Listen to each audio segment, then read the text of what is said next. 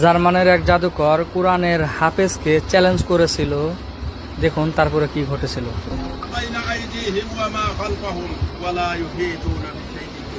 কোরআনের হাফেজটি আয়াতুল কুরসি পাঠ করতে থাকে। এই শয়তান জাদুকর উদ্ভট মন্ত্র পাঠ করে।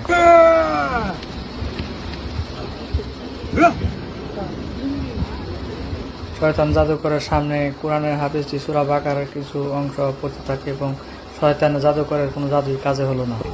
أعوذ بالله من الشيطان الرجيم بسم الله الرحمن الرحيم واتبعوا ما تتلون الشياطين على ملك سليمان وما كفر سليمان ولكن الشياطين كفروا يعلمون الناس السحر ما أنزل على الملكين ببابل هاروت وماروت وما يعلمان من أحد حتى يقولا إنما نحن فتنة فلا تكفر فيتعلمون منهما ما يفرقون